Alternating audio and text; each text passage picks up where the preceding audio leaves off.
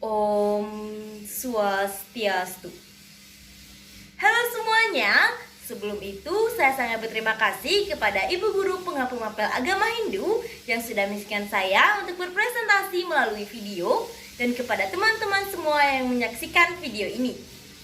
Sebelum itu, seperti pepatah pernah mengatakan, tak kenal maka tak sayang. Jadi perkenalkan, nama saya Kututriana Metrisna, bisa dipanggil Liana, nomor absen 18, dan tentunya saya berasal dari kelas 8G. Nah, berdirinya dan tujuan saya di sini untuk membuat video yaitu untuk memaparkan dan menjelaskan tentang soroh, pedarman, dan kawitan dari Pasak Celagi. Jadi, simak videonya ya. Pasak Celagi di Tanah Bali. Berawal pada kisah perjalanan Empu Semeru datang ke Tanah Bali, hendak menghadap Betara yang Putrajaya di Besakih. Beliau ke Bali seorang diri tanpa mengiringi ataupun mengikuti menyusuri pegunungan di Tanah Bali. Pertama, beliau tiba di Kuntul Gading atau di daerah Kedisan dan meneruskan perjalanannya hingga tiba di daerah Tampuriang di daerah Songan. Indah memang daerah itu, maka terpesonalah Empu Semeru, udaranya yang sejuk dan menyegarkan. Beristirahatlah Empu Semeru di Tampuriang. Kebetulan ada mata air suci di situ. Usai beliau mandi, pandangannya tertumbuk pada sebuah tongkat kayu asam yang disebut juga dengan celagi yang berwarna hitam lantaran telah terbakar. Konon, dengan Kasidi Ajnane dan kekuatan pancabayunya, tongkat kayu itu diciptakan menjadi seorang manusia. Maka terjemalah seorang manusia pada kayu celagi. Selanjutnya, manusia tersebut yang disebut juga dengan manusia celagi diberikan aneka pengetahuan kesucian, kebaktian hingga akhirnya dapat dikatakan sang manusia celagi berubah status menjadi seorang empu. Empu Diakah demikianlah namanya. Empu Diakah merupakan bujangga ataupun pandita bagi orang Balyaga. Dikisahkan pada suatu ketika di hari yang dianggap baik oleh Empu Semeru membisikkan sesuatu di telinga Empu Diryakah. Beliau mengucapkan Samkyang Omkara Mantra. Sejak saat itu Empu Diryakah diganti namanya menjadi Empu Kamareka, guna menghadap Betara yang Putra Raja di Besakih dan Betara yang Genijaya di Gunung Lempuyang.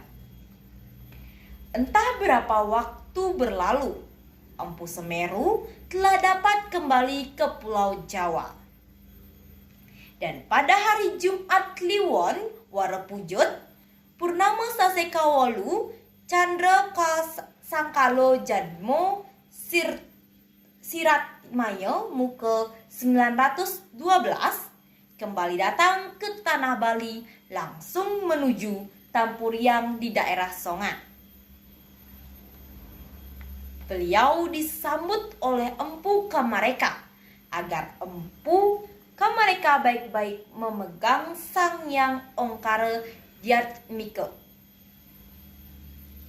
dan disuruh melanjutkan kepada semua keturunannya. Oleh karena kelak banyaknya keturunan Empu Kamareka yang terbesar di Tanah Bali, agar juga diberitahu agar taat dengan tugas dan kewajibannya. Ditegaskan juga setelah lewat dari 3 keturunan Empu Kamareka, mereka disebut Arya Pasak Kayu Selam. Dan apabila memiliki kemampuan, boleh munjanggapan atau berharap menjadi pandita. Setelah sekian waktu berlalu, dikisahkan Empu Kamareka meninggal.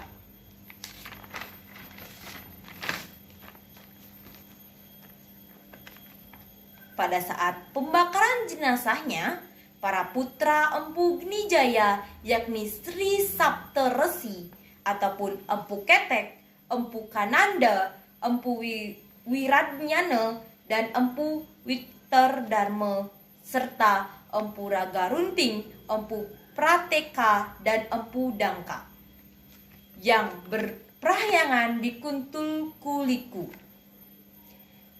hadir ke tanah Bali. Sang Saptaresi melakukan pemujaan pada acara pembakaran jenazah dari Empu Kamareka ini. Demikianlah seterusnya, setiap upacara yang digelar keturunan Empu Kamareka selalu dipuja oleh keturunan Empu Gnijaya.